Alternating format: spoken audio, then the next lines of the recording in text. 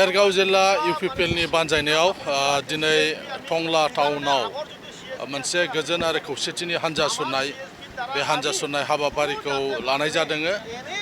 जे हाबाफारियाव जोंनि मानगोनां आफादगिरि बिटिआरनि बारगौ चिफ प्रमद बर' बिथाङा नुजाफैगोन।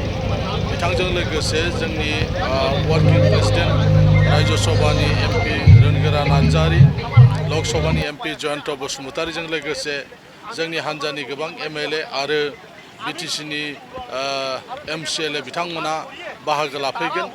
दा दिनै जोंनि जे पार्टी बे पार्टीया दिनै मोनफ्रोमबो समस्थियावनो बेबायदि गोजोन आरो खौसेथिनि जे हानजा सुरनाय बे हाबाफारिखौ लाबाय थादों। दाख्लै बावैसो साननि सिगां बिजनीआव खालामनाय जादोंमोन, दिनै नैथि खेबनि थाखाय टंलायाव खालामनाय जादों। दा बेबायदिनो फारि फारियै मोनफ्रोमबो समस्थियावनो बेबायदि गोजोन आरो खौसेथिनि हानजा सुरनायखौ खालामगोन। मानो होननानै बुङोबा बिटिआर ओनसोलनि रायजो राजाफ्रा दिनै इउपिपिएलखौ रायजो राजाफोरजों थानानै खामानि मावफाजानायखौ लुबैदों। इउपिपिएलनि सायाव जेरैबायदि फोथायनाय दङमोन रायजो राजाफ्रा, बे ओनसोलाव थानाय गुबुन गुबुन हारि हारिसाफोर जयैनो थांनाय 5 बोसोराव प्रमद बर'नि सरकार सालायनायाव गोजोन आरो खौसेथि दङमोन। दा बेखौनो दिनै बिटिआर ओनसोलनि रायजो राजाफ्रा गोसोखांफिनदों आरो खावलायदों जे नोंथांमोना एबारनि जे एमएलए बिसायख'थि बे बिसायख'थियाव गोख्रोङै बाहागो लानांगौ।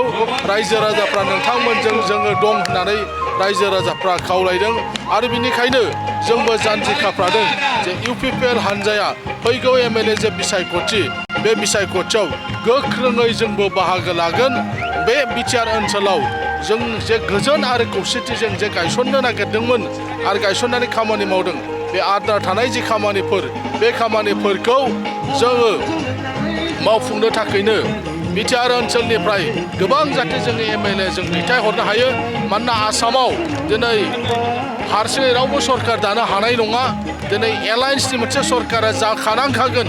दा बेनिखायनो जोंबो जिहेतु जोंहा 7सा एमएलएफोर दङमोन, आरोबाव एबारबो 7सानि बांसिन एमएलए जाहाथे जों आसाम बिधान सभायाव दैथायहरनो हायो, जेराव बे ओनसोलनि जौगाखांनायनि खामानि मावनायजों लोगोसे बिटिआर गोरोबथानि माखासे आद्रा थानाय दफाफोरखौ मावफुंनो थाखाय जाहाथे आसाम सरकारखौ नारसिननो हायो, बिनि थाखाय जोंनि हानजाया जानजि खाफ्रादों।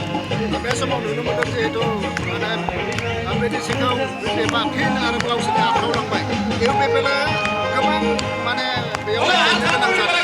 रायजोफोरनि सायावहाय मा बुंहरदों दा रायजोफोरा इउपिपिएलनि फारसे गोरोबना थादों नामा नोंथांमोननि नोजोराव? थांनाय 5 बोसोराव जेरैबायदि जोङो एलायन्स दानानै सरकार सालायनो गोनां जादोंमोन काउन्सिलाव, मानोना 12 साल' देरहानानै हारसिङै सरकार दानो हायैयाव एलायन्सनि सरकार जानांनायखाय गोबां जोंहा मावनायाव आख' फाख' जादोंमोन। जोंनि जे थांखि जोंनि मेनिफेस्ट'आव थानाय खामानिफोरखौबो जों मावफुंनो हायाखैमोन। बेखौ रायजो राजाफ्रा दायो बुजिदों जे दिनै मात्र 12थाल' देरहानानै सरकार दानाय आरो 28टा मोननानै सरकार दानायनि गेजेराव गोबां फाराग दङ। दा बे बाथ्राखौ रायजो राजाफ्रा हमनो हादों। गुबुन हारिफ्रा सानदोंमोन दस्रा, दा देरखाखांनायनि उनाव काउन्सिल दाखांनायनि उनाव नुनो मोनबाय दिनै बे सरकार सालायनाय हानजाया गुबुन रोखोमैसो दावगाबाय थागासिनो दङ। दा बेनिखायनो बेवहाय मोनसे सोलायनायखौ लुबैदों जे इउपिपिएलआ बेबायदि माब्लाबाबो रायजो राजाफोरखौ लानानै बेबायदि थगायनाय मोनसे राजखान्थिखौ खालामाखैमोन।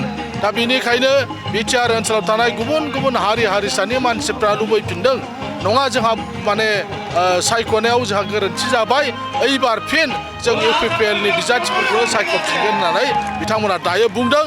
जायनि थाखाय जोंखौ थुलुंगा होदों, जोंखौ मदद खालामदों जे दिनै समस्ति बेबायदि जोंनि हानजा सुरनायाव बाहागो लाफैदों। आरो बेनो फोरमान जे फैबाय थानाय समाव इउपिपिएलजों गासिबो रायजो राजाफ्रा गसंफागोन।